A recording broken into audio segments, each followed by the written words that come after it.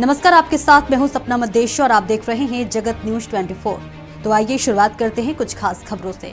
उत्तर प्रदेश में गौवंश संरक्षण को लेकर सरकार भले ही बड़े बड़े दावे और करोड़ों रुपए का बजट खर्च कर रही हो, लेकिन जमीनी हकीकत इन दावों की पोल खोलती नजर आ रही है। ताजा मामला जिला झांसी के गरोठा से सामने आया, जहां नगर गरोठा में बेजुबान गायें नरकीय जीवन जीने को मजबूर हैं। आइए देखते हैं हमारी ये ग्राउंड रिपोर्ट।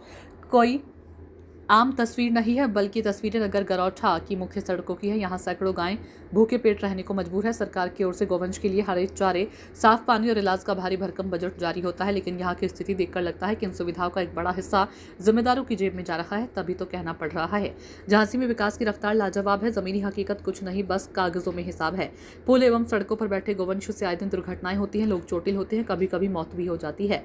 मौखिक रूप से कई बार स्थानीय प्रशासन और जिम्मेदार अधिकारियों को यहाँ की बदहाली की शिकायत की गई, लेकिन आश्वासन के सिवा कुछ नहीं मिलता। गाय हमारी माता है, लेकिन यहाँ गरोठा में गायों की दुर्दशा देखकर बहुत दुख होता है।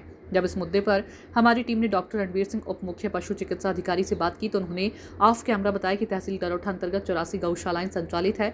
गरोठा पशु चिकित्सालय के अंतर्गत 40 गौशालाएं हैं। गरोठा में भी कान्हा गौशाला बनी हुई है, जिसमें 150 से 200 गोवंश रखने की क्षमता है। ये सभी गौशालाएं गौशाला संचालक द्वारा संचालित की जाती है। पशुपालन विभाग द्वारा गौशाला में चिकित्सकीय सुविधा एवं टीकाकरण, बधियाकरण की सुविधा दी जाती है। साथ में जो भी पशु बीमार होते हैं, जानकारी मिलने पर उनका इलाज किया जाता है तथा समय समय पर स्वास्थ्य परीक्षण भी किया जाता है। इसके बाद हमारी टीम ने जब सुनील कुमार, उप जिलाधिकारी गरोठा से इन संदर्भ में बात की, तो उन्होंने हमेशा की तरह कैमरे पर कार्रवाई का आश्वासन देकर पल्ला झाड़ लिया। मुख्यमंत्री योगी आदित्यनाथ के द्वारा कुछ दिन पूर्व एक कार्यक्रम में गौवंश संरक्षण को लेकर नाराजगी जताई गई थी। उनका स्पष्ट कहना है कि जो लोग गाय का दूध पीकर उन्हें सड़कों पर छोड़ देते हैं, वो समाज के अपराधी हैं। लेकिन सवाल तो ये उठता है कि जो गौवंश पहले से ही सरकारी गौशालाओं में बंद है, वहां व्यवस्था सुधारने की जिम्मेदारी किसकी है? क्या अब भी प्रशासन कुंभकर्णी नींद में जागेगा, या ये बेजुबानों का दर बदर भटकने का सिलसिला यूं ही चलता रहेगा? क्या है आपका? सनत कुमार दीक्षित। अच्छा, ये पीछे आप देख रहे हैं सड़कों पे गौवंश खड़े हुए हैं, जहाँ ये कुछ सरकार निर्देशित की है। गांव-गांव में, शहर में गौशालाएं बनाई गई हैं, करोड़ों रुपए खर्च भी हो रहे हैं। ये गरोठा में ये स्थिति है, कब से है, इनसे क्या नुकसान होता है? ये ऐसा है कि पहले भोजन बनता था हमारा चूल्हे पर, तो कंडों की ज़रूरत पड़ती थी, गाय के गोबर से बनते थे। दूसरा, खेती होती थी बखर से, तो उसमें बैल ने जोते जाते थे। अब उसकी बखर की जगह ट्रैक्टर ने ले ली और चूल्हे की जगह सिलेंडर ने ले ली।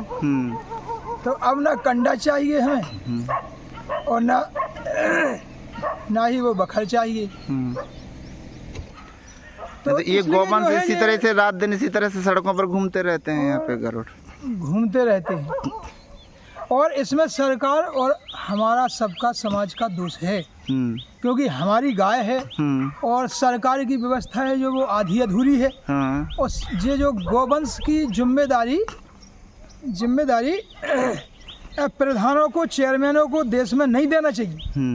इनकी जिम्मेवारी नगर के लोगों को इकट्ठा इकट्ठा करके बैठाल के उन्हीं का अध्यक्ष जो समाज का है जिसकी, क्योंकि ऐसा नहीं है कि आज गौ भक्त ना हो।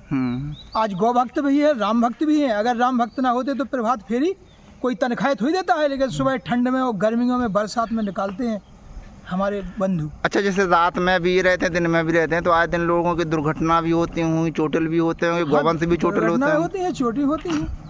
और बिना गाय के तो हम पृथ्वी पर रहेंगे ही नहीं। गीता में कृष्ण भगवान ने कहा है अन्ना। देखिए किस तरीके से बीच में कभी इस तरीके से अगर स्पीड में गाड़ियां आती हैं तो दुर्घटना भी हो जाती है। ये आप पीछे देख रहे हैं, गौवंश भी चोटिल होते हैं। कभी अगर छोटा वाहन है तो वो उनको भी दुर्घटना हो जाती है। कृष्ण भगवान ने गीता में क्या अपील सरकार से क्या अपील करना? मनुष्य की उत्पत्ति अन्न से, अन्न वर्षा यज्ञ, और यज्ञ गाय के घी से होता है। भैंसन उठनी के डालडा बिलोनी से नहीं होता है। तो इसका उल्टा कर दो, अगर गाय नहीं होगी तो उसका घी नहीं होगा तो यज्ञ नहीं होगा तो वर्षा नहीं होगी, और वर्षा नहीं होगी तो अन्न नहीं होगा तो मनुष्य नाम की चीज नहीं होगी, तब इस वर्तमान स्थिति को देखते हुए सरकार से क्या अपील करना चाहेंगे आप? हम सरकार से यही अपील करना चाहते हैं कि गांव में डीएम एसडीएम जाएं और गांव को इकट्ठा करके और उन्हीं में कोषाध्यक्ष, उन्हीं में प्रबंधक, उन्हीं का जो गौशालाएं हैं उनके हाथ में दो, ये प्रधान और चेयरमैन अपना शासकीय काम करें, और ये चुनाव में प्रधान और चेयरमैन कितना पैसा लुटाते, तो ये गौ सेवा करेंगे? हमें तो नहीं समझ में आता।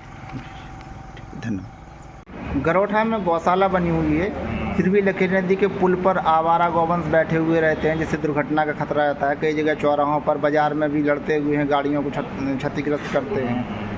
इन पे लगाम नहीं लग पा रही है। इसमें हमने पिछले शनिवार को तहसील दिवस के बाद बैठक किया था, तो उसमें हमने निर्देशित किया था कि जो भी इधर उधर गोवंश घूम रहे हैं उनको अंदर बंद किया जाए, और उनको संतुलित चारा पाने का व्यवस्था पहले से है ही है, तो सबको बंद करें।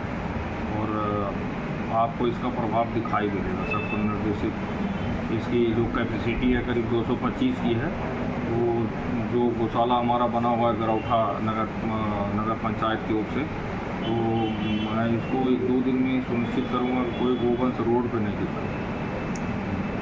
ऐसे ही अपडेट्स के लिए देखते रहें जगत न्यूज 24 और हाँ, हमारे चैनल को लाइक, शेयर और सब्सक्राइब करना बिल्कुल ना भूलें।